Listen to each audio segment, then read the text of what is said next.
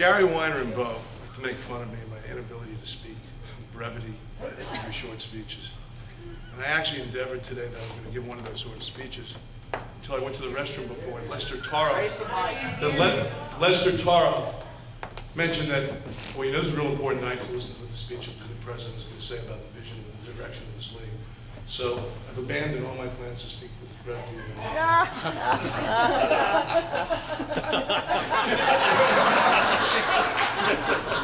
Take some more tissues.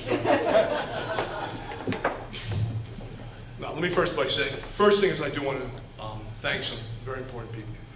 I want to thank Bobby and Jeffrey. And they described for you very accurately how I joined this league. And it shows you the camaraderie and the circle of friendship that this league brings about. Because this league is about relationships. If you get anything out of this league by going to league meetings, it's the relationships we build and the friendships we do. That is the source of the networking and the business opportunities that we develop. And I know you've heard it from many people here before that they're some of their best friends in the world they've met in the commercial law league. And I can honestly say that truly some of my closest friends in the world are in this room tonight. And they include Bobby and Lorraine and Jeff and Lisa and their daughter Samantha, who've all played an important part in my family, my children's lives. And I thank you both for nominating me to here today. I'm also very grateful to both my hero in my life, my mother Rita, and my inspiration and love, my daughter Felicia, for being here with me. I really appreciate that, and I'm very glad that you guys can be here. Another person that I want to thank is the person to my left.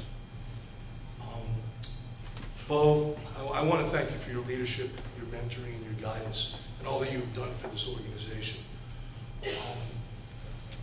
This has been, as Bo said, has been a relatively easy year, but at the same time, a single fundamental paradigm shift has occurred in this league, and it really could only have occurred under the leadership of Bo Hayes.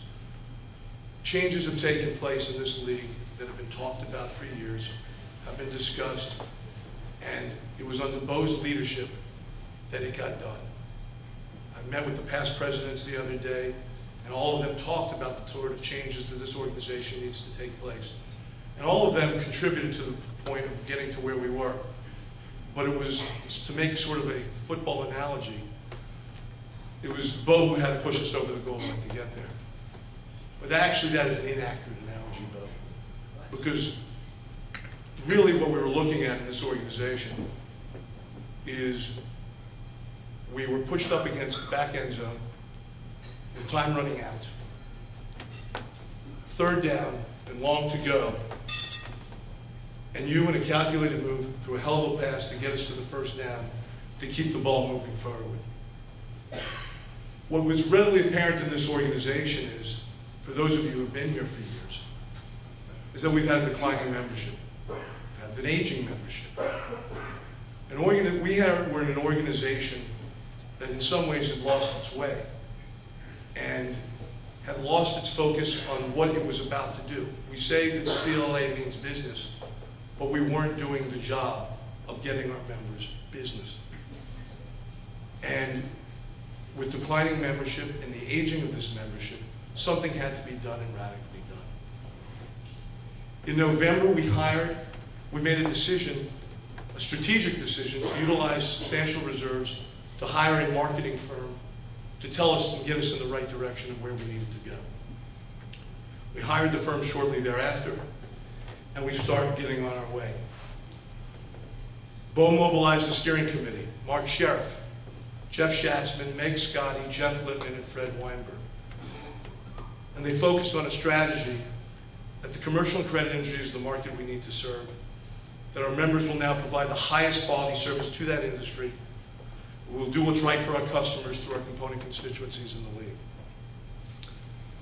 They tackled what our consultants told us needed to be changed. We need to stop the bickering and infighting in this organization. We need to listen to our customers, and we need to listen to our members. We need to develop products and services that both our customers and our members want, and let our various constituencies decide how to best serve our customers. We needed to change the way we did business, and we needed to do so drastically. This past Wednesday, your Board of Governors voted unanimously to change our business model. And a lot of you want to know what happened, and you want a clearer vision of what actually is going to happen in the future. First and foremost, the actual decision that was made is the CLLA and the CCAA are now two independent, complementary organizations. A relationship that is built as a strategic alliance and partnership, each built on the mutual respect and understanding of each other's respective business needs. Neither organization is going to tell the other one what to do, but we're going to be respectful of our needs, and we're going to work together. Where our interests align, we will be partners and we will move together. The greatest example of that I saw in recent times was what Jeff alluded to before. A program we did yesterday, which was pretty historic for this organization. Because in the past, agencies came to this meeting because they had to. I want the agencies to come to this meeting because they want to. I want agencies to no longer be chased around this organization for membership, to get people trying to get business from them. I want them to come here because they think there may be actual business opportunities for them. And part of that was this seminar we had was teaching agencies that there are business opportunities in the bankruptcy field. These were two constituent sections of the league that really never talked to each other before. And now we're talking, and we're having dialogue, and we're finding ways that we can do business together, hand in hand as partners. Will there be times where our business interests will diverge? Absolutely. We will be respectful, but we will deal with them in our own separate ways, in our own separate manner. We will market to our clientele in the way that each organization sees fit with its own resources and direction that we choose to do. Okay? But this is a radical change to some, but it really isn't. But what it does is it frees us of artificial constraints and eliminates the bickering and some of the issues that have diverted our attention from moving forward for this organization and respectfully for CCA as well. We now can forge a new path, both of us together, and allow us to move forward. Where does it start? Immediately after the vote on Wednesday, I appointed an implementation committee. I don't know why I called it that, but it sounded the appropriate form. It's an apolitical committee that's goal is the first thing to do is to decide how to make the peaceful transition to the separation of the two organizations into two independent organizations. They've been tasked. It's going to be a confidential committee. They've got serious work to do until and by the strategic planning conference in Miami in August, they will have their recommendations and we will be moving forward to get there. But also it's important that we just don't stop there. We need to move forward with a marketing plan that meets the needs of our members and the industry. We have to be targeted with laser-like precision towards the business community that's out there. Our Librium, our marketing consultants, are going to help us identify the targets that we need to address. And we're going to do what may end up being, most likely will be, a radical restructuring of how this organization looks both internally and externally. What I'm going to tell you is this. In the past, one of the things that our consultants have said, that you as our members had lost confidence in our boards and our leadership because we were indecisive and we did not stick to our guns. I make this pledge to you. Your board this past week acted decisively and clearly and with focus. And I pledge to you as president of this league and the board that will be behind me, that we will not waver, we will stay the course, and we will move forward with this league. And my vision of this league is that we will no longer be an aging group. We will become more diverse. We'll have more women, more minorities. We'll be more geographically diverse because we will be going out to the markets. We'll be going towards where the business is, the industries. We will leverage our assets, the fantastic education we do, the extraordinary lobbying and government affairs work we do. We are now considered one of the leading people on the Hill around this country on venue legislation. And because at the Strategic Planning Conference in August, a group of us went to the Hill and said it was important, and we suddenly became recognized around the country on this issue. This afternoon, the board passed resolutions to issue white papers and make comments on on matters brought by the Consumer Protection Board that's going to affect each and every one of us across the industry, agencies and lawyers, where there's going to be a tax upon the attorney-client privilege for our clients and our potential clients. We're going to get out there. We're going to be the leader and take the forefront in making sure that the laws are out there. We're going to write amicus briefs. We're going to be out there lobbying. We're going to be out there in every state in the union, and we're going to be out there internationally.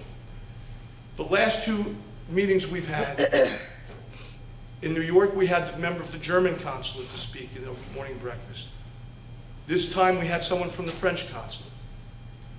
Our international members who are here and come want to be recognized and want to do it. It's part of my practice. There's enormous opportunities. And you say to yourself, okay, he's in Miami, South Florida area. Sure, there's a lot of international work. But I give you an example that I got contacted by someone from the Malaysian embassy one year who was looking for a collection lawyer in Memphis, Tennessee to help collect the debt for a Malaysian company. And I gave him David Mendelson. And he did a hell of a job for him. The work is out there all over where credit and commercial law is done, and we are the preeminent organization to do that. But our brand has been tarnished over the years. And we have to do one thing. One of my goals this year is to rebuild our brand and to maintain the highest level of excellence in everything we do. To develop leadership, to develop speakers, to develop writers, to develop leaders in this organization, that we move forward, that we are the standard for excellence in the industry. I'm going to try to wrap up right now, and I know because Bo and Gary are getting bored. You're going to go for another 6 minutes. No. But I am truly humbled and honored to be your servant, to serve you this year. My phone, my email, I have an open door. One of the great things that I think Bo mentioned today, that his greatest accomplishment as president was not the changes that we made on Wednesday. It was the policy that he set forth last year, that our meetings, that the presidential suite be open the entire time to have meetings for people to come and talk. I've learned that it's an exhausting task as an officer of the league, when we go to all these meetings that you guys have throughout the meeting, to just come and say, hello, I'm the president, I wanted to welcome you, and walk out the door. It's nice, it's respectful, but the real work gets done when the various constituencies of the league come to the suite, and we sit down and have honest, open discussions and talks. And we discuss where I'd like to see the league go and where you'd like to see the league go. And that's the way we've got to do it. Open communication, mutual respect for all. Upward and onward, stay the course. I promise you we'll take you there. Thank you very much.